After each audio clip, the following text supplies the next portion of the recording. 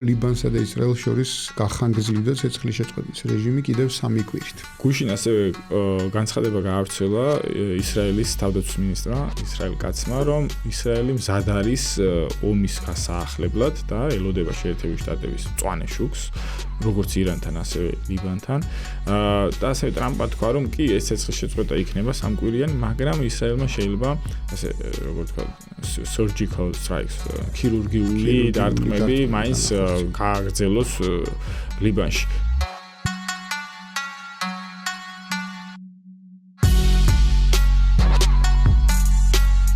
მოგესალმებით, ლაპარაკობს და უჩვენებს 52 პარალელი საქართველოს რადიოს ეთერში 102-სა და 3-ზე. გთავაზობთ ჩვენს 52 პარალელის საერთაშორისო მიმოხილვას. თქვენ ასევე შეგიძლიათ მოგვისმინოთ და გვიყუროთ ჩვენს YouTube არხზე, ჩვენს Spotify-ზე და ასევე გამოიწერეთ ჩვენი Facebook და TikTok-ი, რომ ნახოთ სიახლეები ჩვენი ჯგუფის მიერ მომზადებული კონტენტის შესახებ. ისევ შოთა თხელიძე და მე გიორგი გვიმრაძე წარმოგიდგენთ ამ მიმოხილვას, საერთაშორისო მიმოხილვას და ესე იგი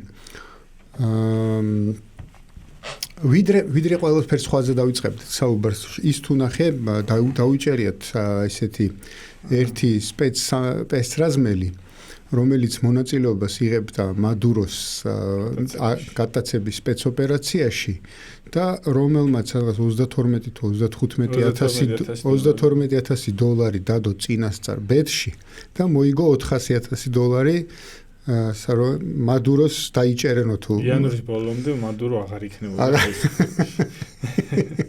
კარგი ამბავია, კარგი, მაგრამ ეხა ეგ მე მგონი ყველაზე დაბალი კუში იყო, რაც მაგ თემაზე მოიგეს, ესე ვთქვათ, ადამიანებმა, რომლებიც წინასწარ იცოდნენ. ყოველ შემთხვევაში არსებობს ესეთი ვარაუდი, რომ არაერთმა ადამიანმა, ვინც წინასწარ იცოდა ეს ოპერაცია და არა მხოლოდ ეს ოპერაცია, არამედ ეს ყველა ეს განცხადება, რომელიც უკავშირდება ხოლმე ორმუზის სრუტის ჩაკეტვას, გახსნას, ნავთობის საკითხების თემას და ასე შემდეგ. არის დიდი ეჭირო საკმაოდ ბევრი ვინმე ხეირობს ამ მცირედი ცვლილებებით, როდესაც ნავთობის ფასი $1-2 და თუ ვთქვათ, $10 აიწევს ან დავარდება უცებ.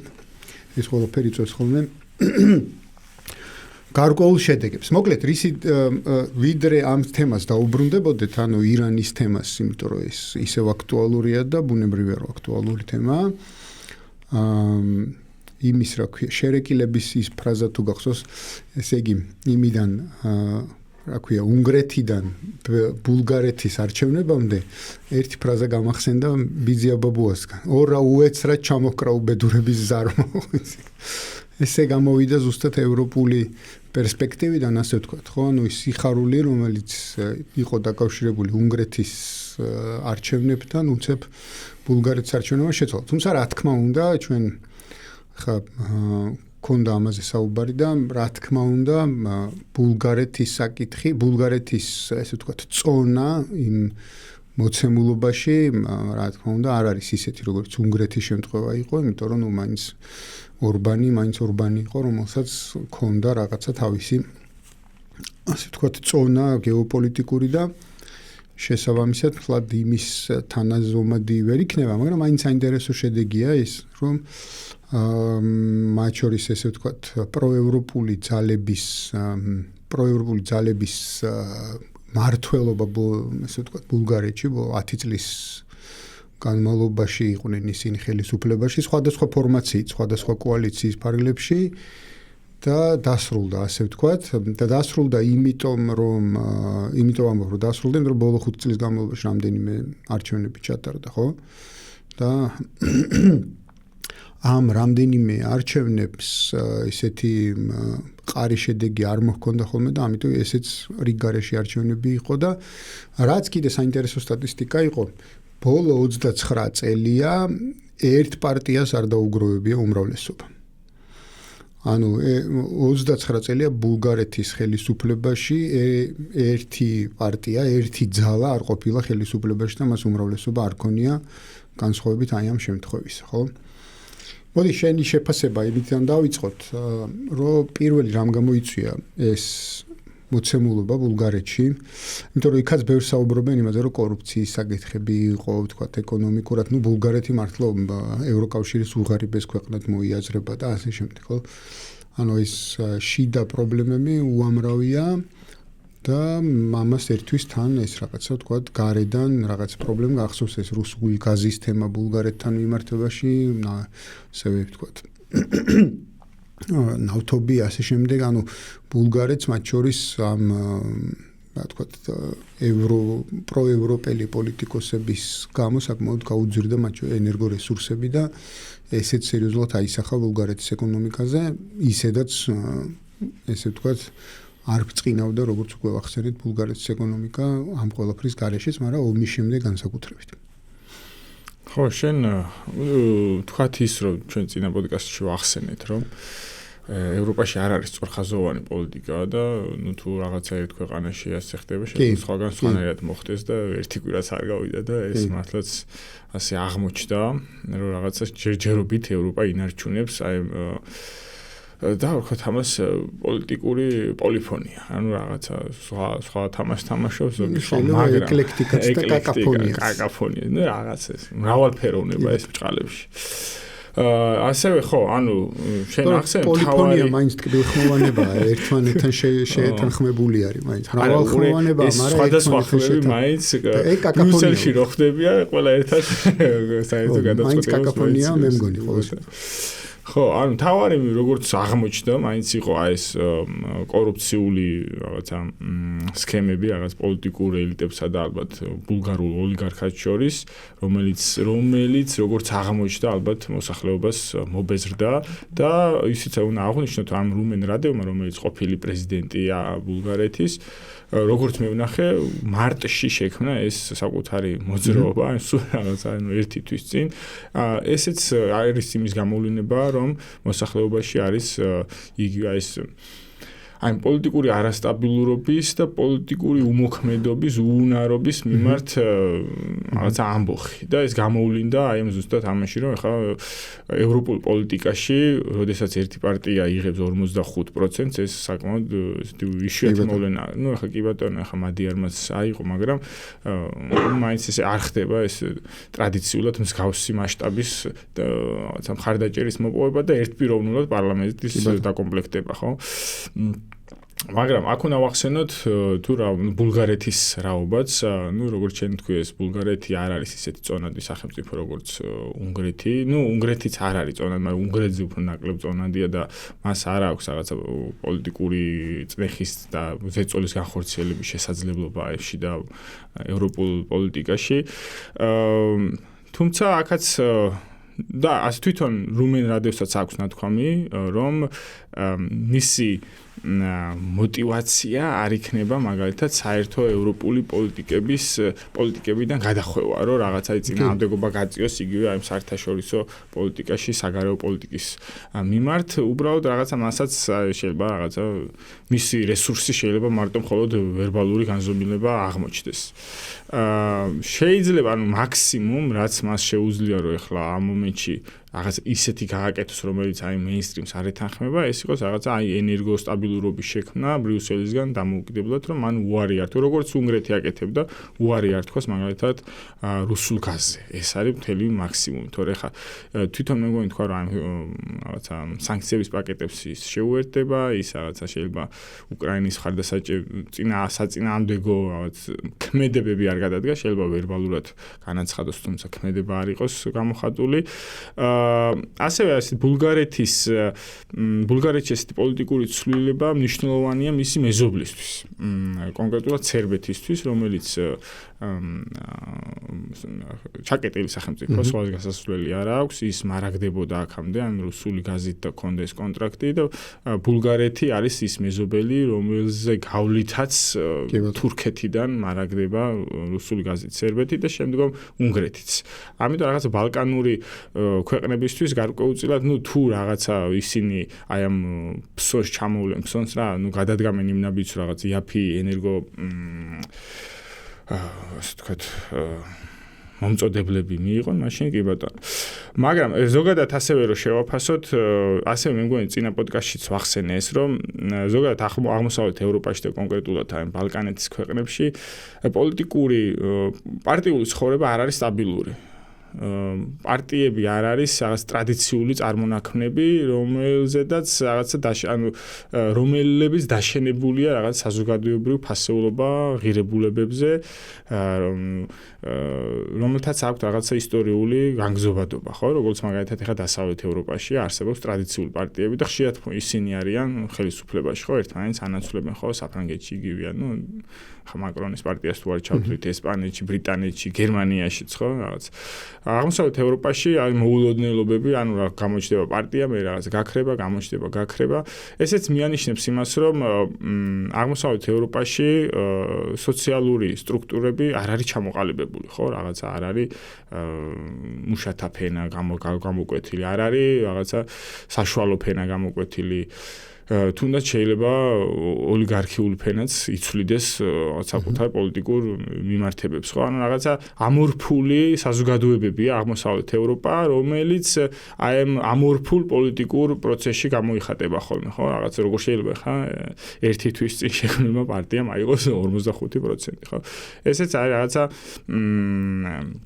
სპონტანური პოლიტიკა, მოდი ესე ვთქვათ, აღმოსავლეთ ევროპაში. იგივე მადიარის кейსი შეიძლება ასეთად დავახასიათოთ, რომ რაღაც უცებ რაღაცა თვითონ ეს პარტია, ტისას პარტია კი არსებობდა 5-6 წელი, მაგრამ რაღაცა 2 წლიანმა ლიდერობამ მოუტანა მსგავსი ტიპის სულ უფრო ესეთი თვალსაჩინო ხდება საწინააღმდეგო არჩევანის გაკეთება, ანუ ვიღაცის წინააღმდეგ ხმის მიცემის პროცესი, ხო? ხა ჩვენ ეს რაღაცნაირად დიდი ხანია გვახასიათებს, რომ ხმის წინააღმდეგ რაღაცა პოლიტიკური მოქმედება და არა რაღაცა კონკრეტული პროცესის ან კონკრეტული ნეგატიური არჩევანის გაკეთებას გულისხმობ, ხო? ესეც ჩვენს მაგ რეალობაში ვარ. კი, და ესეც ასე იყო თითქოს, იმიტომ რომ აი ამ შემთხვევაში ბულგარეთშიც აი რაღაც ამ დიდი ხნის გაურკვევლობის, დიდი ხნის პრობლემების წინააღმდეგ მოხდა არჩევანის გაკეთება, ისე როგორც უნგრეთის შემთხვევაში წინაზე რაც ვახსენეთ, ხო, რომ უფრო ორბანმა წააგო, ვიდრე მადიარმა მოიგო. ხო, ეს და კიდევ რადევის თქმით, ხო, როგორც წეგან ვახსენე, ის არაპირებს უარი თქვას აი ბრიუსელის დაფინანსებებზე და ამის გამო წინააღმდეგობა გაწიოს და ასევე ისიც უნდა აღვნიშნოთ, რომ თუ აქამდე ბულგარეთს ჰქონდა გარკვეულწილად სავალუტო თავისუფლება ფინანსურ სექტორში, ის ჯერ კიდევ საკუთარ ლეის ბულგარულ ფულს იყენებდა წელს, თუ სწორად მახსოვს 1 მარტიდან ოფიციალურად თუ 1 თებერვლიდან ოფიციალურად ბულგარეთში შემოვიდა ევრო, რაც იმას ნიშნავს, რომ ბულგარეთის ფინანსურ სექტორს აწი უკვე გააკონტროლებს ევროპის ცენტრალური ბანკი, შესაბამისად ბულგარულ ეკონომიკაზე უკვე გავლენა აქვს ბრიუსელს. ამიტომ წინააღმდეგობის რესურსი ხა რადევს ნაკლებად აქვს და შეიძლება არც ქონდეს დიდად ამის სურვილი. ის ამ პროცესს შეგვიძლია აკრიტიკებდა, ანუ ევროზონაში შესვლის საკითხს აკრიტიკებდა ჯერ კიდევ მაშინ, როდესაც ის პრეზიდენტი იყო.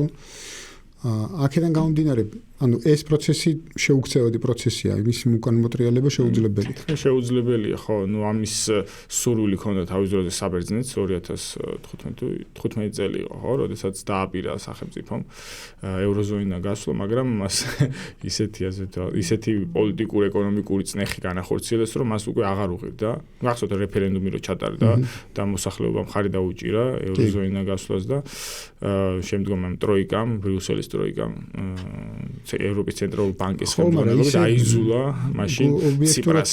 ობიექტურად რო ვთქვათ, ამ ბულგარეთს რაღა უნდა უკნან. ბულგარეთს ტრადიციულად ის სოციალური პრობლემები აქვს, რაც აქვს სხვა დანარჩენ აღმოსავლეთ ევროპულ ქვეყნებს. ეს არის ძირითადად მიგრაციის პრობლემა, როდესაც ის გახდა ევროკავშირის წევრი ქვეყანა, ახალგაზრდობის დიდმა ნაწილმა დატოვა ქვეყანა და ემიგრირდა დასავლეთ ევროპაში და რაც აისახა ეკონომიკურ აქტივობაში, ხო?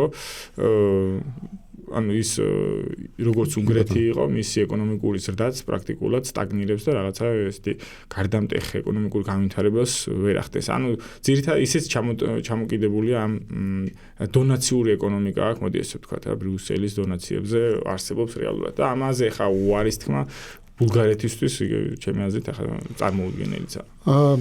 ეხლა იქ შიგნით მოკლედ ევროკავშირის შიგნით ერთის მხრივ რა თქმა უნდა მან გააკეთა ეს განცხადებები რომ არაპირებს მაგალითად უკრაინის საწინააღმდეგო უკრაინის წინააღმდეგ მოქმედებებს მისი პოზიცია ძირითადად ასე იყო ცნობილი რომ ის მიიჩნევს უკრაინაში კონფლიქტს ასე რომ უკრაინა ვერ მიაღწევს წარმატებას და ამიტომ ეს ყველაფერი ფუჭია, ანუ ეს დახმარების პროცესი ფუჭია და პირიქით უნდა მოხდეს, ანუ რაღაც მოლაპარაკებების გზით უნდა წავიდეს საქმე. მას ისიც გაუხსენეს, რომ ჯერ კიდე ომის დაწყებამდე უკრაინაში 22 წლამდე 21 წელს მან ყირიმი რუსეთის ტერიტორიად აღიარა, ასე ვთქვათ, თუ ესე აღიარება შეიძლება ითქვას, ანუ თქვა რომ ეს არის რუსეთის მიწა.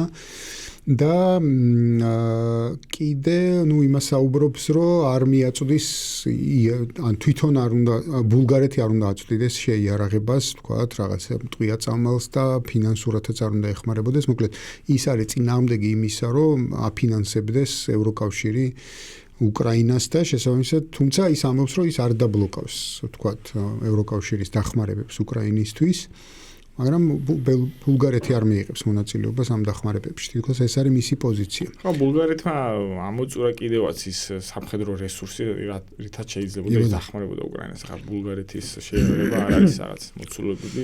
მე მგონი ის აწვდიდა აქამდე წინა ხელისუფლებების პერიოდში და ახლა არსებობს რაღაც ლიმიტები, სადამდე შეუძლია სახელმწიფოს გასცეს სამხედრო მხარდაჭერა, ხო? იცი რა მაინტერესებს, ანუ რა ჯგუფ შეიძლება შეუართდეს რა დევის პარტია ევროკავშირის შიგნით, ხო? თვითონ თავს არ აიგივებს ორბანთან, ის უფრო აიგივებს ფიცოსთან. იმიტომ რომ ის სოციალ-დემოკრატია პარტიასაც პროგრესული ბულგარეთი დაარქვა და უფრო აი ფიცოს ტიპის ეროვნულ ნაციონალ-სოციალისტი შეიძლება თუ დაჯერა ხო ბულგარეთის ბულგარული ნაციონალიზმი პლუს რაღაცა სოციალური ტიპის ეკონომიკა როგორც მაგალითად ფიცოს აქ სლოვაკეთში ხო და ფიცოს ახლა რასაც უყურებთ ისიც ჯერჯერობით მაინც კიდე არჩება ვერბალურ განზომილებაში შეიძლება რაღაცა სიმბოლური ეს ვერბალური წინააღმდეგობა აქვს მაგრამ ნუ ის რაღაც სანქციების პაკეტებსაც ისიც უერთდება რაღაცა ხო უკრაინას სლოვაკეთმა ამოწურა ეს სამხედრო რესურსი რითაც შეიძლება უკრაინას დახმარებოდა თუმცა ნუ რაღაცა უკვე გაცხადებული აქვს ფიცოსაც რომ ის რაღაცა სიმბოლიზმია რომ აი 9 მაისს უნდა ჩავიდეს ხო ნუ შეიძლება რადევის ჩავიდეს იმიტომ თან ახლა თუ პილოტია და რაღაცა ეს ხო ეგარ გვითქვა ხო კომუნისტური ბულგარეთის სკოლა გამოვლილი არ გამოურიცხოთ რომ ისიც ჩავიდეს ასევე ისიც უნდა ვახსენოთ რომ მაგალითად ფიცოს თუ ჩაუკეტეს საჰაერო გზა მოსკოვში ჩასასვლელი ბალტიისპირა ქვეყნება და სავარაუდოდ პოლონეთიც იგივეს გაიმეორებს შეიძლება უკვე სამხრეთიდან წავიდეს უნგრეთი, სერბეთი და ბულგარეთი არსებობს უკვე ანუ ბულგარეთის მარშრუტი გაიხსნა. კი ბატონო. ერთი მომენტია კიდე რაც საინტერესოა მის შესახებ როგორც მაგრამ ჯერ იქამდე მე მგონი არ იქნება ოფიციალურად პრემიერ-მინისტრი 9 მაისამდე არ არის საკმარისი დრო. არ ოფიციალურად არა მოკლედ მან ერთი საინტერესო რამე იყო კიდე ის არ ეთანხმება აი ეს მას აი ამ თქვათ თანამედროვე ევროპული პროგრესივიზმის პერსპექტივიდან საკმაოდ საინტერესო ფენომენია რომ ის არ ეთანხმება მწვანე აი მას დღის წესრიგს იმიტომ რომ აი დღეს რაც ჩვენ ვიცით ეგრეთ წოდებული ევროპული პროგრესივიზმი როგორ ვთქვა არ ვიცი სწორად ის აი მწვანე ესე ვთქვა დღის წესრიგის შემოქმედია ასე ვთქვა ხო მაგრამ აი ზუსტად ეს და შეიძლება ითქვას რომ ამ თვალსაზრისითაც ის გარკვეული შენამატი იყოს რაღაცა ჯგუფებისა რომლებიც ამ ბუნებრივი რესურსების გამოყენებას უჭერენ ხარს და შემცირებას, ნავთობის გაზის შემცირებას ეწინააღმდეგებოდნენ ევროკავშირის შიგნით. თუმცა გაზთან დაკავშირებით ერთი რამდენი ხანი 2 წლის წინ ალბათ სადღაც ხო ევროკავშირმა გამოაცხადა რომ გაზი მწვანეა. კი, ბულგარეთი ერთ-ერთი ყველაზე მწვანე ქვეყანაა ევროპაში, ეგეც უნდა აღვნიშნოთ, მაგრამ ეხლა ჩემთვის ზოგადად მსგავსი ტიპის ეთყობა მაგათ ეკონომიკას ეთყობა. მსგავსი ტიპის პოლიტიკური დისკურსი აქვთ ისეთ ქვეყნებს, რომელთაც აქვთ საწარმოო ინდუსტრიები და არ სურთ რომ დახურონ. ეხლა ბულგარეთს რა მასშტაბის ინდუსტრია აქვს და რომელსაც ხელს უშლის ეს მწვანე პოლიტიკები, ამდენი ეხლა არ ჩამიხედია, რაღაცა შეიძლება რაღაც ესეც რაღაც იდეოლოგიურ სივრცეში იყოს ეს წინააღმდეგობა და არა რეალურში ხო ახლა. როგორც ვახსენეთ, ინდუსტრიული სექტორი აღმოსავლეთ ევროპაში თითქმის იმდენადაა შემცირებული, რომ აღარ მნიშვნელობს და ეხლა ამ სექტორზე აპელირება და მწვანე პოლიტიკებთან დაპირისპირება რაღაცა უადგილო შეიძლება სასაცილოდ კი ჩანდეს. კაი, შოთა მოდი ეს მეორე თემაც შემოვიტანოთ. აქ მას შემდეგ ძალიან მალევე, თუმცა რა თქმა უნდა, ამაში მადიარის წვლილი არ ურევია, ეს უკვე უბრალოდ უნგრეთის არჩევნების შემდეგ მოხდა ეს ფაქტი, რომ ევროპულმა საბჭომ მხარი დაუჭირა, კი არა და უпростоრად გავიდა ის საკითხი, ხა დიდი ხნის წინ დაუჭირა მხარი, მაგრამ ვერ გადიოდა უნგრეთის ვეტოს გამო ზუსტად. გავიდა ეს საკითხი 90 მილიარდის ასე ვთქვათ, სესხის მიწოდებასთან დაკავშირებით უკრაინისთვის და რუსეთისთვის მეოცე სანქციების მეოცე პაკეტიც დაამტკიცა. მე ვნახე რომ არ არის ეს ასე ცალსახად ეს 90 მილიარდიანი პაკეტი, ანუ გარკვეული პირობები არსებობს, რაც უნდა შეასრულოს უკრაინა, მათ შორის კორუფციის საკითხები იყო ნახსენები, კანონის სამართლის უზენაესობის საკითხი იყო ნახსენები, თქვათ ამ ხარჯების გამჭვირვალობის საკითხი იყო ნახსენები. საინტერესო როგორ მოახერხებს ევროკავშირი ამის კონტროლს, რომ რამდენად აკეთებს, რამდენად ასრულებს უკრაინა ამ პირობებს, რა პირობებითაც ეს თანხა იქნება გამოყოფილი, ეს ერთი და მეორე, აქვე უნდა ვთქვათ, რომ ეს თანხა არის 2 წელზე გადანაწილებული, ხო? ერთიანად არ ხდება ამის მიწოდება და მხოლოდ სამხედრო მიზნებისთვის არ ხდება ამის მიწოდება. პირველი ის რომ წინაზე ჩვენ ვახსენეთ რომ ეს უკვე მოხდებოდა ჯერ კიდევ ორბანის პრემიერობისას და ის წინააღმდეგობას აღარ გაწევდა. ასევე ჩვენ გამოვთქვით ვარაუდი რომ ეს წინააღმდეგობაც იყო რაღაც ვაჭრობის საგანი ორბანის მხრიდან და შეიძლება ეს იყო წინა საარჩევნო კამპანიისთვის რომ აი ეს ბრიუსელთან შედის წინააღმდეგობებია რომ ზუსტად მეორე დღეს ასე ვთქვათ გაიხსნა თითქოს დაასრულდა რეაბილიტაცია და შემდეგ გაიხსნა დრუჟბას ნავთობსადენი და მეორე დღეს გადაწყვეტილები და მეორე დღეს სლოვაკეთს და უნგრეთს მიეწოდა ნავთობი ამ მილსადენით. ანუ ეს რეტროსპექტულად ჩვენ შეიძლება ასეც ვთქვათ, რომ მაგალითად ორბანს რომ მოეგო ეს არჩევნები, იგივე იზავდა რაც მადიარმა გააკეთა, ესეც იყო საკუთარი წინა საარჩევნო კამპანიისთვის, რომ აი ეს წინააღმდეგობაშია ბრიუსელთან და რომ აი ეს პოლიტიკური წონა აქვს. არა, ამის გარდა ისე ობიექტურად რო ვთქვათ ის არჩევნებამდეც ამბობდა, რომ ეს გადაწყვეტილება უკავშირდებოდა დრუჟბის ჩაკეტვას. თვითონ ეხა მოდი დრუჟბას ვახსენოთ, დრუჟბას მილსადენით უნგრეთი იღებს საკუთარი ნავთობმოხმარების 60-70%, რაც მნიშვნელოვანი იყო და ამაზე უარს ფიზიკურად ვერ იტყოდა უნგრეთი, იმიტომ რომ სხვა გზით მისთვის ეხა ნავთობის მიწოდება პრაქტიკულად შეუძლებელი რა, შესაძლებელია, მაგრამ ის ფასი რაც აქვს აი დრუჟბას მილსადენით ნავთობს უნგრეთში ის ფასი აღარ ექნებოდა. რაც შეეხება ხა რაც ახსენე შენ დათქმებს, კი ეს დათქმები თქოს ეს იყო რაღაც ამ ანტიკორუფციული პოლიტიკები, გამჭვირვალეობის პოლიტიკები. თუმცა ესეც სავარაუდოდ არის ეს ამასაც დავარქვათ სიმბოლური დათქმები იმისათვის, რომ ევროკავშირში ყველა ქვეყანა ასე ვთქვათ ეთანხმებოდა, რომ რაღაცა წინააღმდეგობა არ გაჩენილიყო, რომ უბრალოდ ჩუქნით ამ თანხებს. ეხლა წინა გრანტები და ტრანშები, რასაც აძლევდა უკრაინას ევროკავშირი, არ ამგონია ის შეესრულებინა უკრაინას რა დათქმებითაც აძლევდნენ და ისიც უნდა აღვნიშნოთ, რომ კი არის ეს დათქმები, მაგრამ ეს თანხა უკან დასაბრუნებელი უკრაინას არ აქვს. ანუ ეს არის გრანტი. ხო. არა, გრანტი არ არის, მაგრამ საინტერესოა როგორ უნდა დაბრუნდეს, ხო? ანუ რეპარაციებთან, თუ რუსეთი გადაიხდის, თუ რუსეთი გადაიხდის რეპარაციებს, ხო? ხო, გამოდის რომ გრანტია, ხო?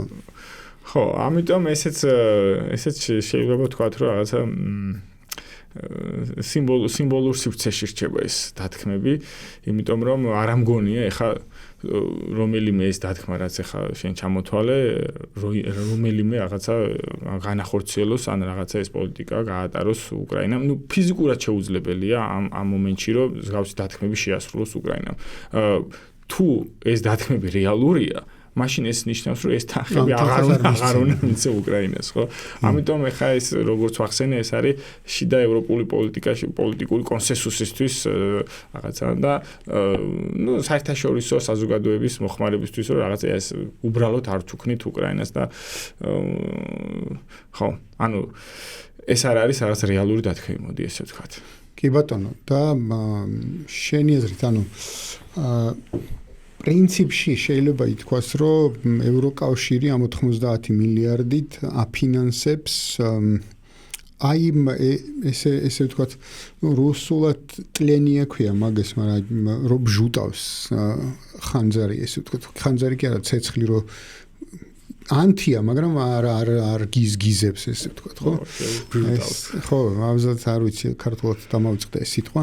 მოკლედ აი ამ ბჟუტავ კონფლიქტს, რომელსაც ჩვენ უყურებთ უკრაინის ტერიტორიაზე, იმიტომ რომ 90 მილიარდს მით უმეტეს 2 წელზე გადანაწილებულს და მით უმეტეს სრულად არასამხედრო პროფესორით იმ გადათქმით რომ ეს არ მოხმარდება შეერაღების შესყიდვას ეს თანხები. ხო. ანუ თავდაცვის სექტორი არის მინიმალური წილით ამ დახმარებაში. მით უმეტეს, ხო, ანუ აქედან გამომდინარე, იმიტომ რომ ძირითადი წილი მაინც მთავრობის დაფინანსებაზე და ამ რაღაცა შენარჩუნებაზე. ხო, ეს არის რეალურად სახელმწიფო ბიუროკრატიის შენახვის. კი ბატონო. შესაბამისად გამოდის, რომ აი ეს არის აი ამ ესეთი დაუსრულებელი, მაგრამ აი ესეთი დაბალი ტემპერატურის მქონე კონფლიქტის დაფინანსება, ხო? გახანგრძლივება მისი და როგორღაც არ ვიცი, ანუ რა არის მთავარი мотиваცია, რომ აი ეს გრძელდებოდეს ამ რეჟიმში ეს ყველაფერი, ხო? ანუ აი გადამწყვეტი ფაზისთვის არაფერი არ კეთდება, ხო? ან პირობითად ავიღოთ, რომ თუ თქვათ ბრძოლის ველზე უნდა გადაწყდეს საქმე, ხო? ან ერთ მხარეს, ან მეორე მხარეს, ამ წუთას ჩვენ ამას ვერ ვხედავთ, რომ ბრძოლის ველზე შეიძლება გადაწყდეს საქმე. მეორეს მხრივ თითქოს იქაც რაღაცა პაუზა აღებული მოლაპარაკებების ნაწილში და არ ლაპარაკობენ მხარეები ამ წამს, ხო? და მეტიც თავად ესე ვთქვათ ევროპა საერთოდ არ არის ჩართული ამ პროცესში, გარდა იმისა, რომ რაღაც რამდენიმე განცხადება გააკეთეს, რაღაც რამდენიმე ერთი თვის წინ თუ თვენახევრის წინ იქ მაკრონმა რაღაც თქვა, რომ უნდა ვილაპარაკოთ, იქ მერცმა თქვა, რომ რუსეთს ევროპის ტერიტორიიდან ვერ ამოუშლით და რუსეთი ევროპის ნაწილია და რაღაც ასე შემდეგ. ამ განცხადებების იქით არ წასულა ეს პროცესი, ეს განცხადებებიც აღარ კეთდება პრინციპში შეიძლება ითქვას. ანუ რეალურად თითქოს ყველა არის შეთანხმებული იმაზე, რომ აი ამ რეჟიმში გაგრძელდეს კონფლიქტი. ანუ რაღაც ძირითად განსაკუთრებული დაძაბულობების გარეშე. სანამ აქ კითხვას გავცემდი პასუხს, ისიც ვახსენოთ, რომ გამოითქვა ესეთი ვარაუდი ევროკავშირი უკრაინის ურთიერთობასთან დაკავშირებით, რომ რაღაცა როგორ გითხრა სახელდებითი ინტეგრაცია მოხდეს უკრაინის ევროკავშირის, რაზეც ზელენსკი განაცხადა, რომ ანუ ეს არის შეიძლება უკრაინული საზოგადოების შეურაცხყოფა, რაც ეხა უკრაინულ პერსპექტივიდან სიმბოლურად არ ვიცავთ ევროპაში, ჩვენ რეალურად ეხა რა შეიძლება მაკითხოს შეიძლება ევროპულ პოლიტიკურ ელიტებს სწორება აქვს 2028 წელზე შეერთებულ შტატებში საპრეზიდენტო არჩევნებზე, რომ იქამდე შეინახოს ეს კონფლიქტი, რომ იმედი აქვთ, რომ ანუ ტრამპი და მის ეს რაღაცა მაგას პოლიტიკური ჯგუფი აღარ იქნება ხელისუფლებაში, რომელიც თავარი ორიენტირი აღარ არის უკრაინის კონფლიქტი და ნუ იმედი აქვთ, რომ დაბრუნდება დემოკრატიული პარტია და ის ისტებლიშმენტი, რომლის თავარი ხაზი არის რუსეთთან წინააღმდეგობა. შეიძლება ესე წავიკითხოთ ეს, რომ ეს არის კონფლიქტის დროებითი კონსერვირება.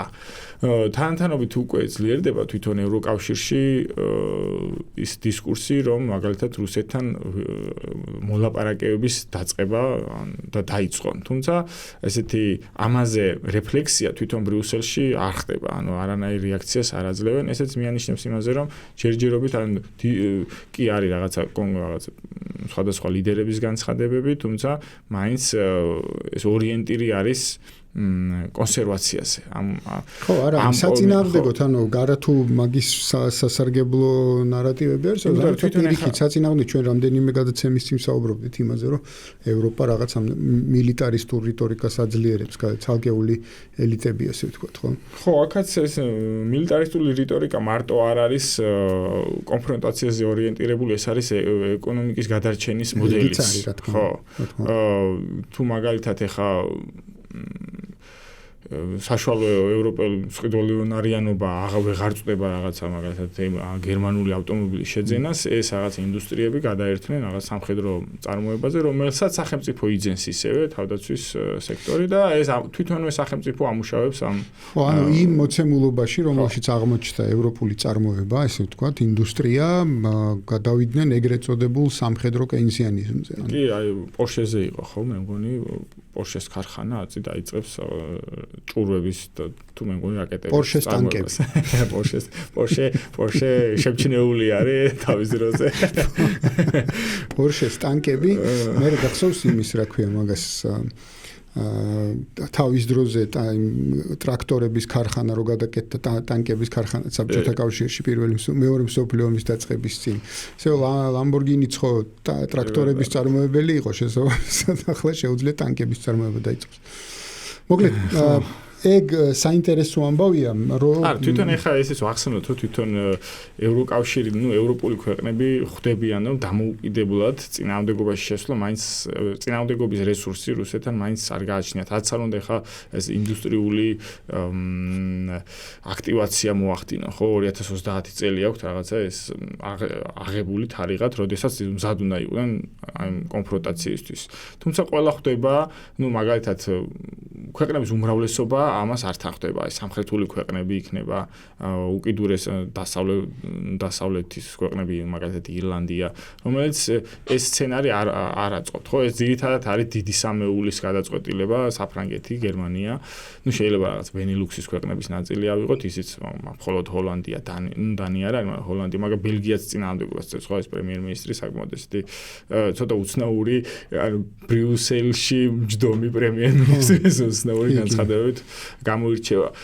მე როგორც ახსენე, ალბათ ხო, ეს სწორედ არის 2028 წლისთვის. თუ არ მოხდა დემოკრატების ხელისუფლებაში დაბრუნება, მაშინ არის საინტერესო, როგორ გაგრძელდება ეს ევროპის მიმართება რუსეთთან. ხო, თუმცა ეგ საკმაოდ შორია ეგ პროცესი. აქვე შეგვიძლია ერთი ახალი ამბავი ვახსენოთ უბრალოდ, რომ გაჩნდა ესეთი ინფორმაცია, რომ ტრამპი აპირებს პუტინის დაპატიჟებას დიდი ოცეულის სამიტზე, მაისის ბოლოს თუ ივნისში გაიმართება, ხო, მე მგონი მაიამიში. ზაფხულშია ხოლმე ძირითადად ხო ივნისში. ხო, მაიამიში კრემლის მხრიდან ითქვა, რომ ნახოთო ჯერ რომ ეს ანუ პასუხი ესეთი იყო, რომ ჯერ როგორც ჩანს არც საბოლოო მოპატიჟება არ არსებობს და მეორე ამათ თქვეს, რომ რაც მოახლოვდება, გვაჩვენებს პროცესიო გაიმგზავრება თუ არა, თქვათ რუსეთის პრეზიდენტი შეხვედრას. აქ ერთი თემა საინტერესო, რომ რაღაც ბოლო დროს ერთი პერიოდი იყო ხოლმე ეს აქტიური კავშირი პუტინსა და ტრამპს შორის. სატელეფონო. ხო, სატელეფონო ირანის კონფლიქტმა გააჩერა. ხო, ირანის კონფლიქტმა გააჩერა. ერთი კონტაქტი იყო, ეს კონფლიქტი რაც დაიწყო ირანში, პირველი კვირა იყო, როგორც მახსოვს, რომ ტრამპსა და პუტინის შორის გაიმართა სატელეფონო კომუნიკაცია, მაგრამ დარჩენი შეჩერდა. მაგრამ სწორედ აი ეს ცეცხლის შეწყვეტის შემდეგ იყო ტრამპის განცხადება, რომ ახლა უკრაინის ჯერია. ანუ უკრაინას უნდა მიუბრუნდეთ თუ რაღაცა ასეთი ტიპის განცხადება იყო, მაგრამ მე იმის იქით არ წასულა მოკლედ და მე შემდეგი განცხადებაც არ გაუკეთებია, რომ რა შეიძლება ეს ყველაფერი ნიშნავდეს და ასე შემდეგ. სამაგიეროდ იყო თქვა ზელენსკის არაერთი კრიტიკა, თქვა ამერიკული ისტაბლიშმენტის მიმართ, რომ ისინი რაღაცა არ აქცევენ სათანადო ყურადღებას უკრაინის კონფლიქტის მოგვარების კონფერენცია არ არის ეს ოვალურ კაბინეტში რომ ჟურნალისტები კითხებს უსვავენ, იქ დაისვა შეკითხვა, რომ აი უკრაინული პოლიტიკა რა შვება, ხო ანუ გააგრძელებთ თუ არა დახმარებას და მაშინ დამცინავი პასუხი მიუგო ტრამპმა, ეს ნიშნავდა იმას, რომ განხილულიც არ არის ბოლო დღეებში უკრაინის საკითხი აი ამ თეთრსახლის ადმინისტრაციაში. ასევე სტატია გამოქვეყნდა, ეკონომისტის სტატია იყო თუ რომელიღაცა ეს მსხვილი გამოცემის, რომ მაგალითად ზელენსკის აღარ აქვს ტრამპის იმედი, რომ ასე ვთქვათ, ჩაიქნია ხელი ამერიკულ რაღაცა პერსპექტივაზე. ასევე ისიც უნდა ვახსენოთ, რომ შემცირებულია სამხედრო შეიარაღების მიწოდება ევროპისთვის ამერიკის მხრიდან, გამომდინარე ან ირანის კონფლიქტიდან. ამიტომ ჯერჯერობით ხო უკრაინის დღის წესრიგში დაბრუნება ნაკლებად სავარაუდოა. რაც შეეხება ახლა ის დიდი ოცეულის შეხვედრას, დიდი ოცეულის მიმართ ბოლო წლები არსებობს აი მსხვილი ეკონომიკური მოთამაშეების მხრიდან საკმაოდ დიდი სკეპსისი და ნაწილობრივ მისი უკვე არაღიარების მიმართება. ბოლოს მე მგონი ლავროვი ჩადიოდა ხოლმე ხო რუსების მხრიდან. ეს გარკვეულწილად ასევე პესიმიზმს აჩენს თუ მაგალითად ორიენტირი დაბრუნდება დიდ ოცეულზე ბრიქსის მიმართ. ანუ დღეს ახლა რუსეთის და ჩინეთის და აი დიდი მოთამაშეების ორიენტირი არის უფრო აი ბრიქსის სივრცის გაძლიერება პოლიტიკურ სივრცეში. და მით უმეტეს ახლა თუ მაიამიში ტარდება შეერთებულ შტატებში ეს უკვე შეიძლება ორმაგად ნიშნავდეს იმას რომ რუსეთის ლიდერი და თუნდაც ჩინეთის ლიდერი იქ არ ჩავიდეს, ხო? მაგალითად ხო ანუ უკვე სი ძინპინსაც აქვს რაღაცა მიუღებლობა რაღაცა შეერთებულ შტატებში ვიზიტის. თუმცა იქ დამოკიდებული იქნება იმაზე შეიძლება თუ არა მაისში ტრამპის ვიზიტი ჩინეთში. ეს უკვე დროისკო გადადებული ვიზიტია მარჩუნაში განხორციელებული იყო და კონფლიქტის გამო გადაიდო, მაგრამ თუ მაისში ტრამპი ჩავა ჩინეთში შესაძლებელია სი ძინპინიც ჩავიდეს ამერიკაში. ანუ ეხლა უყურე დიდი ოცეულის შეხვედრა ეს არის დიდი ოცეული ეს იყო თავისუფალი ვაჭრობის პრიმატის გამოძახილი ინსტიტუციური ფორმით. თუ შეერთებული შტატები თავისუფალ ვაჭრობას აღარ მისდევს ის სადღაც ხომ უნდა თქოს და ითქვის მაიამიში ითქვის რომ აღარ არის მორჩა თავისუფალი ვაჭრობა. თუ ის სატარიფო საწარმოებს, თუ ის სანქციების პოლიტიკას აწარმოებს, თუ ის რაღაცა პირატულ ქმედებებს ახორციელებს თავისუფალ წყლებში და აკავებს, მაშინ ანუ ხო ეს ინსტიტუციური გამოხატულებაც არის რეალურად თვალთმაქცობა რა. ანუ იქ რეალური გადაწყვეტილებები არ მიიღება. ესეც შეიძლება იყოს რაღაც დიპლომატიური სიმპოზიუმი, სადაც შეიძლება ტრამპს უნდადეს იმის ჩვენება, რომ მე ბოლო წლებში ეგ ძირითადად ეგრე იყო, რომ უბრალოდ ლიდერები ერთმანეთთან შეხვედრის პლატფორმად იყენებდნენ ორმხრივი ურთიერთობების გასავლელად, ესე ვთქვათ, განსახილველად. ცირითადად სი ძინპინი დადიოდა ხოლმე პუტინისგან განსხვავებით ხოთა შორის ხო? ნუ სი ძინპინი უნდა ეულო, იმიტომ რომ თავარი სავაჭრო ფორუმია მაგ თვალსაზრისით. ზრავი არის მსოფლიო მასშტაბით. კარგი, მოდი გადავიდეთ ახლო აღმოსავლეთის ესე ვთქვათ, დაუბრუნდეთ ჩვენს ახლო აღმოსავლეთს, იმიტომ რომ რაც ეს ხო, იმიტომ რაც ეს მიმოხილვები დავიწყეთ ახლო აღმოსავლეთი თავარი ასე ვთქვათ თემაა. ყველაზე აქტუალური საკითხია და ის გრძელდება რომ ასეთი იყოს. ასეთად დარჩეს. ესე იგი, რა ამ ყველაფერთან ერთად რაც ტრამპმა ცალმხრივად ესე გამოაცხადა, რომ გააგრძელებს ასე ცეცხლის შეწყვეტის რეჟიმს. ამასთან დაერთო ის, რომ ლიბანსა და ისრაელს შორის გახანგრძლივდა ცეცხლის შეწყვეტის რეჟიმი კიდევ 3 კვირით. თუმცა ეს კონკრეტული ცეცხლის შეწყვეტის რეჟიმი რამდენად არის დაცული, არ ვიცი, იმიტომ რომ რაღაცა ინფორმაციები ლიბანის მიმართულებით, ხო, რაღაც ინფორმაციები ჩდება ხოლმე, რომ რაღაცა ირღვევა ამ მიმართულებაზე. განსხვავებით მაგალითად ირანსა და ამერიკას შორის, ხო, იქ მე არ მინახავს ყოველ შემთხვევაში ინფორმაცია, რომ რამე დაირღვა, ვინმე ესროლა. გარდა ისეთი მკაცრი განცხადებებისა ორმუზის სრუტესთან დაკავშირებით, მაგრამ მოდი ეს ლიბანი ისრაელის საკითხი მითხარი. ხო, ეს მოულოდნელი იყო, ეს 10 დღე უკვე და 3 კვირიანი კიდევ, ანუ ამ 10 დღეს დაემატა თუ ათვლა საიდან იწყება, არ ვიცი, ანუ განცხადებიდან არ აქვს მნიშვნელობა. როგორც ტრამპმა თქვა, ეს 3 კვირიანი გახანგრძლივება არის იმისთვის, რომ აი ეს დიდი შეთანხმება შედგეს და თუ ის დიდი შეთანხმება შედგება ამ 3 კვირაში, არ აქვს მნიშვნელობა საიდან იწყება ათვლა. ხო. გასაკვირი იყო, იმიტომ რომ გუშინ ასევე განცხადება გაავრცელა ისრაელის თავდაცვის მინისტრმა, ისრაელ კაცმა, რომ ისრაელი მზად არის ომის გასაახლებლად და ელოდება შეერთებული შტატების მწვანე შუქს როგორც ირანთან, ასევე ლიბანთან. და ასევე ტრამპმა თქვა, რომ კი ეს ცეცხლის შეწყვეტა იქნება სამკვირიანი, მაგრამ ისრაელმა შეიძლება ესე როგორ თქვა surgical strikes, ქირურგიული დარტყმები მაინც გააგრძელოს ლიბანში. ეხლა 2024 წლის 28 ნოემბრის ცეცხლის შეწყვეტა ჰეზბოლასა და ისრაელს შორის კი იყო, მაგრამ მთელი წელიწადნახევრის განმავლობაში 10,000 დარღვევა დაფიქსირდა ისრაელის მხრიდან, ხო? მაგრამ ისე იყო ცეცხლის შეწყვეტა. ისე იყო ცეცხლის შეწყვეტა. ხო, ამიტომ მსგავსი ფორმატი შეიძლება ახლაც ვიხილოთ.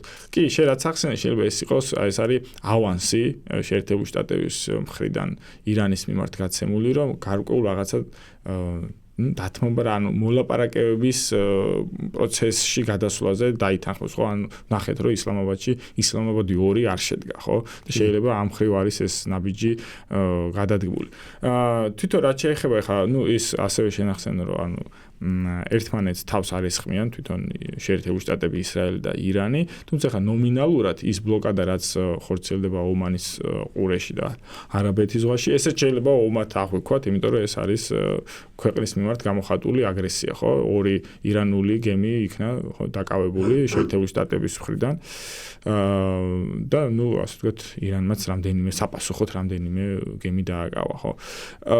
იქ ძალიან ისეთი განცხადება კიდე, რომ ამერიკელები გახსნიან ცეცხლს იმ ესე ვთქვათ გემების მიმართ, ნახმავენ ორმუზის სრუტეს. თუმცა შემდეგ ირანის განცხადება იყო, რომ ისინი აგრძელებენ ამ დანაღმით სამუშაოებს ორმუზის სრუტეში. ხო, რაც შეეხება ხა თვითონ ტრამპის სამოქმედო გეგმას, მთელი მისი სწორება არის, აი ზუსტად რაც ვახსენეთ, მაისის სიძინპინთან შეხვედრაზე. ანუ როგორ უნდა შეხვდეს სიძინპინს, ხო, რაღაცა ასე ვთქვათ, ინსტრუმენტები, გავლენის ინსტრუმენტები სჭირდება მას, ხო? თუ ის კონფლიქტს განაახლებს, ანუ სცენარები რო დავხატოთ, ხო? აი ამ შეხვედრამდე იმდენად მცირე დრო რჩება, რომ ამ მცირე დროში ის ამ კონფლიქტის განახლებით ვერ მიაღწევს იმ შედეგს. თუ აქამდე რამდენი დღე გავიდა, ხო, 28 თებერვლიდან, მან ვერ მიაღწია შედეგს, შემდეგ 2-3 კვირაში უფრო ვერ მიაღწევს. ანუ და არის იმის ალბათობა, რომ ამ 2-3 კვირაში უფრო უარესი სტატუს quo ექნება შეერთებულ შტატებს, ვიდრე აქამდე ქონდა, ხო? ამიტომ ეს ომის განახლების სცენარი მას არ აწყობს და იმიტომ შეიძლება რომ აი ეს გადადო 3-5 დღით, იქ 10 დღით და ასე შემდეგ. თუმცა ტრამპის პრობლემა არის ის, რომ ის, ასე ვთქვათ, ვერ იყოლიებს ირანს, რომ გარკვეულწილად რაღაც მინიმალური სარგებელი მაინც წამოიღოს შეერთებულმა შტატებმა ირანიდან და თლათ ახლა ესე არ იყოს, რომ ის 10 პუნქტიანი გეგმა რაც შესთავაზა ირანმა, ხო? აი ამ მოლაპარაკების დასაწყისში ის არ შეასრულოს, ხო? მაგრამ საბოლოოდ იმ 10 პუნქტიანი გეგმიდან რამდენიმე შესრულება უნებლიეთ უწევს შეერთებულ შტატებს, რომ უნებლიეთ რა, ხა თანხმობა არ განუცხადებია, მაგრამ მაგალითად ირანი უკვე იღებს აი ამ მოსაკრებელს ორმუზის სრუტის ტრანზიტისგან, ხო, პირველი საბიუჯეტო შევსება მოხდაო, თქვა თუ არ ვცდები სპიკერი იყო პარლამენტის აღარ მახსოვს ირანის. კი, სპიკერმა თქვა. მაგალითად ის რომ შეერთებული შტატები ვეღარ ახდენს იმ სამხედრო ინფრასტრუქტურის აღდგენას, რაც არსებობს სპარსეთის ყურეში, ხო, ესა 2 ძირითადი ესეთი მოთხოვნა. და უკვე შევიდა ირანის პარლამენტში ეს საკანონმდებლო პროექტი, რომლითაც ასე ჰორმუზის სრუტემ უნდა იოპერიროს, ეს იყო ნახსენები ეს მოსაკრებელი, ასევე ნახსენები იყო ის, რომ ის ქვეყნები, რომლებიც იყვნენ ომში ჩართულნი ირანის წინააღმდეგ, ისინი დამატებით კიდევ გადაიხდიან კომპენსაციას გარდა ან ჰორმუზის სრუტეში გავლისთვის, ანუ ირანზე მიყენებული ზიანისთვის. ხო, კიდე იყო რაღაც საინტერესო ესეთი ის რომ სამხედრო გემები ვეღარ გაივლიან, რომ შეერთებული შტატებისთვის და ისრაელისთვის იკრძალება საერთოდ ჰორმუზის სრუტეში გავლა, ესეთი ჩანაწერიც არსებობს. შეერთებულ შტატებს დიდი ინტერესი არ ქონდათ ჰორმუზის სრუტესთან, როგორც მახსოვს, მაგრამ ისრაელისთვის შეიძლება იყოს პრობლემა. ხო, ამიტომ აი ამ დილემის წინაშეა ხა ტრამპი და შეიძლება ისიც არ გამოურიცხოთ, რომ საერთოდ არ შედგეს ეს შეხვედრა სიძინპინსა და ტრამპ შორის, თუ რაღაცა ხელშესახები არ ქონდა. როგორც ერთხელ გადაიდო, ისე გადაიდო. შეიძლება კიდევ გადაიდოს, ხო. ერთი რამ მოვისმინე ამას წინა, ძალიან საინტერესო იყო და მაინტერესებს შენი აზრი ამ თემაზე. ესე იგი, ისრაელმა იჩქარა ამ დარტყმების განხორციელება 28-ში, იმიტომ რომ თითქოს ქონდათ გარკვეული ინფორმაცია იმასთან დაკავშირებით, რომ აიათოლასა და ტრამპს შორის შესაძლებელი იყო გარკვეული შეთანხმება. რაღაცა შეთანხმებამდე მისვლა და შესაბამისად დარტყმების განხორციელება კი არა, უფრო მეტად იჩქარა ლიდერშიპის ასე ვთქვათ ლიკვიდაცია. იმიტომ რომ ჩვენ ვიცით რომ ვთქვათ ირანი იყო ისრაელმა განახორციელა ის დარტყმები რომლებსაც ჯერ შეეწირა აიათოლა და შემდეგ ლარიჯანი, ხო? ანუ ლიდერშიპის განადგურებაზე გადაწყვიტა, იმიტომ რომ ხედავდა რომ ესენი არიან, ესე ვთქვათ, მოლაპარაკებადი პარტნიორები, ასე ვთქვათ, ხო? და ახლა ვინც მოვიდა ხელისუფლებაში, ანუ ესეთი მოსაზრება იყო გამოთქმული. ახლა ვინც მოვიდა ხელისუფლებაში, მათთან მოლაპარაკება ბევრად უფრო რთული იქნება და მეტიც, ანუ ვიღაცებს მიაჩნია, რომ მოვიდნენ ხელისუფლებაში ახალგაზრდა რადიკალები, რომლებიც არ არიან, ასე ვთქვათ, როგორც ინგლისურად ამბობენ non-negotiables და რუსულად ამბობენ недоговороспособные. ქართულად მე არ ვიცი, არ ვამბობთ ხოლმე ეგეთ სიტყვას, ანუ მოლაპარაკებადი, ხო, არ ვამბობთ ხოლმე ამ სიტყვას, მოკლედ არ გვაქვს მე როგორც მახსოვს, არ გვაქვს ესეთი შესატყვისი ამის. მოკლედ მოლაპარაკებებისთვის არ არიან მოწადინებულნი და ამიტომ იჭიანურდება ეს პროცესი, ამიტომ არის ტრამპი საკმაოდ რთულ მოცემულობაში, რომ მოლაპარაკებები უწევს ისეთ ლიდერებთან, რომლებიც ბევრად რადიკალურად არიან განწყობილნი, ვიდრე ომის დაწყებამდე ის ადამიანები, ვინც ლიდერობდნენ მანამდე ირანს. ეს მსგავსი ტიპის ნარატივი უფრო გამართლებას ემსახურება რაღაც ტიპის დაშვებული შეცდომების, ვიდრე ხა რეალობას. პირიქით, თუ დავაკვირდებით, ამ ომის განმავლობაში, ამ ლიდერშიპში დაიხოცა ის ადამიანები, რომლებიც იყვნენ ეგრეთ წოდებული hardline პრინციპალისტები, რომლებიც შეერთებულ შტატებთან მოლაპარაკებაზე არ თანხმდებოდნენ. ეს მამა ჰომეინი. ხო, მამა ჰომეინი და ეს მთელი ეს ძალოვანი ლიდერები ვინც იყვნენ. და მაგალითად არ შეეხნენ ლარიჯანიც მიეკუთვნებოდა ამათ. ნუ ლარიჯანი ბოლო, ანუ 12-დღიანი ომის შემდგომ შეიძლება მსგავსი ტიპის იყო, თუმცა ნუ რა თქმა უნდა, ხა თუ ომის არიდება მოხდებოდა დიპლომატიური მოლაპარაკებებით, ის თანახმა იყო მსგავსი ტიპის სცენარზე. და დატოვეს ისეთი ლიდერები, რომლებიც არიან, ნუ ეს რეფორმისტები, რომელსაც ეძახიან, რომელთაც ორიენტირი აქვთ ამ მოლაპარაკებებზე, ხო? იგივე პრეზიდენტი პეზეშკი რატო არ შეეხმნა პეზეშ პრეზიდენტს, ხო? იგივე საგარეო საქმეთა მინისტრი, ხო? ესენი ალიბაფიც არის ცენტრისტი, რომელსაც ესეთი მოსტაბა მოიაზრება მაგ ჯგუფში. არა, ანუ ეს უკვე არის რაღაც პოსტფაქტუმ უკვე რთულია, იყო ისეთი, როგორც მაგალითად იყავი ომამდე, ხო, როდესაც მსგავსი ტიპის თავდასხმა ხდება, ხო, ადამიანების მოკლა, ინდუსტრიის განადგურება უკვე რთულია. დღეს ახლა მაგალითად ესეთი დისკურსი შემოიტანეს შეერთებულ შტატების მედიაში, რომ აი უთანხმოებაა ირანულ ლიდერშიპში და ამიტომ ვერ მოხერხდა იმ ისლამაბადი ორის განხორციელება, თუმცა ტრამპმა შეურაცხყოფილადაც კი თქვა, რომ ვერ თანხდებიან რომელია ლიდერი. ესეც არის გამართლება იმისა, რომ არ შედგა ელოდებოდნენ ზარს ვაშინგტონში, რომ ჩავიდოდნენ იგივე ყალიბაფი და რაღაც. თუმცა იმავე საღამოს მოხდა ეს ტვიტები დადო როგორც ყალიბაფმა, პეზეშკიანმაც და ამ არახჩიმაც, რომ დღეს ყველა ირანელი ერთიანია და დღეს აღარ არსებობს შიდა პოლიტიკური ფრაგმენტაცია, რომ რაღაცა არის უთანხმოება. თუმცა ისიც უნდა ვახსენოთ, რომ აი უმაღლეს უსაფრთხოების საბჭოში თუ სწორად მახსოვს არის 13 ადამიანი და მათ შორის არის ყალიბაფიც და ბუნებრივია ხა 13 ადამიანში განსხვავებული მოსაზრებები შეიძლება იყოს. თუმცა რაღაცა ძირითადი მეინსტრიმული ხაზი არსებობს, თუ როგორ შეიძლება იმოქმედოს სახელმწიფომ და აი ამ გადაწყვეტილებას საბოლოოდ დასტურს აძლევს აიათოლა და ასევე ვეტოს ადევს აიათოლა, ხო? ამიტომ რაღაცა შიდა უთანხმოებაზე აქ ესეთი ცოტა ხმამაღალი ნათქვამია. რაც შეეხება ხა ისრაელის საკითხს, რომ იჩქარა, ალბათ გახსოვთ მიზეზი რატო ჩაერთო შეერთებული შტატები ამ ომში, რომ მარკო რუბიომ თქვა ესეთი რაღაცა, რომ ისრაელი ისედაც დაიწყებდა ამ ომსო, შედეგათო პასუხს გასცემდა ირანი ამერიკას და ამერიკულ სამხედრო ინფრასტრუქტურას და ისრაელსო და ჩვენ დასწრებაზე, წინასწარ ჩავერთვეთ ამ კონფლიქტშიო. ამიტომ აქაც არის გადაბრალება ისრაელზე, რომ მან იჩქარა და ჩაგვითრია ამ კონფლიქტში და ჩვენ არაფერ შუაში ვართ. რაღაცა არის პოსტფაქტუმ გამართლებები, რაღაც შეცდომების და გადაბრალების მცდელობები.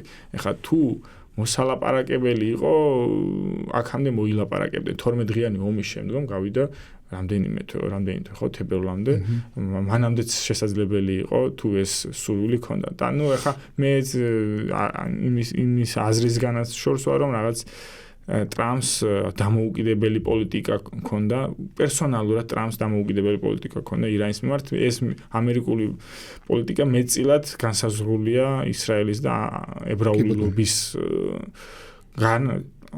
ტრამპის ადმინისტრაციის პირობებში. ხო, მეც ახლა უამრავმა ადამიანმა გაუხსენა, მათ შორის კამალა ჰარის წინასაარჩევნოდ და მანამდეც კიდევ ვიცე-პრეზიდენტი რო იყო, მაშინ გაკეთებული განცხადებები ირანის წინააღმდეგ და ასე ვთქვათ, ისრაელის ხარდამჭერი, რეალურად თითქოს და პირიქით, როდესაც ახლა გააკრიტიკა ტრამპი, ჰარისის ხარდამჭერებმაც კი ესე ვთქვათ თქვეს, რომ ესე ვთქვათ ჰარისის მხრიდან ეს არ იყო სწორი იქიდან გამომდინარე, რას ამბობდა ის არჩევნებამდე და რას ამბობდა მანამდე, როდესაც ბაიდენი იყო პრეზიდენტი ირანის საწინააღმდეგოდ და ასე შემდეგ, ხო? ეს ეგრეთ წოდებული ორპარტიული მხარდაჭერა ისრაელის მიმართ შეახსენეს კიდევ ერთხელ, ხო, ამ შემთხვევაში, მაგრამ როდესაც საუბრობთ ისრაელის მოქმედებაზე და ისრაელის мотиваციაზე, ჩვენ არაერთხელ გვითქვამს, რომ ისრაელისთვის არ არის მისაღები მოლაპარაკებების პროცესი და თქვა შეთანხმება ამერიკასა და ირანს შორის. აქედან გამომდინარე, რაში შეიძლება აწყობდა ისრაელს იმ ლიდერების მოკლა, რომელსაც შეიძლებოდა ყოფილიყვნენ, ესე ვთქვათ, ბევრად უფრო რადიკალურნი და ვთქვათ, ჩანაცვლება იმ რეჟიმით, რომელსაც მართლაც შეიძლება შეთანხმდეს რამეზე ამერიკა. ხო, ჩვენ ეს ვახსენეთ ერთ-ერთ პირველ პოდკასტში, რომ ამ თემასთან დაკავშირებით, რომ გეგმა იყო იგივე, ტაქტიკა იყო იგივე, რაც ჰქონდა მას ჰეზბოლასთან მიმართებაში. ლიდერშიპის განადგურებით იმ საზოგადოებრივ ჯგუფებს შესაძლებლობა მიეცემოდათ, რომლებიც იყვნენ ამ სისტემის წინააღმდეგი, იოლად ეფუნქციონირათ ჭყალებში, ამ ქუჩაში. ჩვენ არ უნდა დაგვაუწყდეს, რომ ეხლა ბოლოსაც უსმენდი ამ კონფლიქტის განმავლობაში პირველ კვირის პერიოდში თავარი დარტყმები მიადგა საპოლიციო განყოფილებებს, სასამართლო დარბაზებს, ინსტიტუციებს, სამედიცინო პუნქტებს. უნდა მოშლილიყო მთლიანად სახელმწიფო ინფრასტრუქტურა, და ამით ასე ვთქვათ, ხელფეხი გაეხსნებოდათ ამ პროტესტანტებს. ამაზე იყო მთელი გაცვლა. უბრალოდ ესეც ადრე ვახსენე, ირანის ხელისუფლებამ ითამაშა დასწრებაზე იმ თვალსაზრისით, რომ ომის პირველივე დღიდან ირანული ქუჩები სავსეა ხელისუფლების მომხრე ადამიანებით. და ასევე ნარატივები თვითონ ირანშიც უკვე იცვლება. ვინც მაგალითად აკრიტიკებდა ხელისუფლებას, თუმცა სისტემის წინააღმდეგი არ იყო, ისინი იძახიან, რომ ჩვენ ცდებოდით, რომ რაღაცა გვეგონა, რომ შეერთებულ შტატებს სიკეთე უნდა ირანისთვის, მაგრამ ვისაც სისტემა არ უნდა ირანში და სისტემის წინააღმდეგ გამოდიოდა, ის ახლა იძახის, რომ კი ეს სისტემა არ ვარგა, ეს თეოკრატიული სისტემა და მის წინააღმდეგი ვარ, თუმცა როგორც აღმოჩნდა, არც ამერიკა ყოფილა ჩვენი რაღაცა სიკეთის მომტანი, ხო? დღეს უკვე ეს სცენარი, რაც პრინციპში შეიძლება ითქვას სრული კონსოლიდაცია საზოგადოებაში. ხო, შეიძლება უკვე, ხო, შეიძლება რაღაც ხარდამჭერები არ გაზრდია, მაგრამ ახლა წინააღმდეგობა შემცირდა. ეს არის, ხო, ახლა დღეს ის ისრაელის ეს პირველი გეგმა რაც იყო გათვლილი, რასაც ვახსენებთ, დღეს მისი განხორციელება უკვე შეუძლებელია და იმ საფრთხემ რაღაცა ეგზისტენციალურმა საფრთხემ რაც ემუქრებოდა ამ სისტემას, ამ საფრთხემ ამ მომენტისთვის შეიძლება ითქვას, რომ ხო გადაიარა, ხო, საბოლოოდ შეიძლება ვთქვათ, რომ უარესი სტატუს კო მიიღო ისრაელმა ვიდრე იყო ომამდე. ამიტომაც არ სურს რომ ისრაელმა დაამთავროს ეს კონფლიქტი, ისრაელი მზადაა მიიღოს ის ზიანი, რა ზიანსაც იღებს. ოღონდ ეს სტატუს კო იყოს ისეთი მისთვის უფრო მისაღები ვიდრე იყო ომამდე. ხო, უფრო გაუარესდეს. თუმცა აი ამის მიღწევის რაღაც განხორციელების გეგმები არ ჩანს. საკმაოდ რთულია, როგორ შეიძლება ეს მოხერხდეს. ხო, ანუ შეიძლება ეხა ისრაელს სურს რომ იგი განაგრძონოს სამოქალაქო ინფრასტრუქტურაზე თავდასხმები, თუმცა საბოლოოდ ეს კიდე უფრო რეჟიმის გამყარებას გამოიწვევს და არა ჩამოშლას. კი ბატონო. კარგი, შოთა, მადლობა.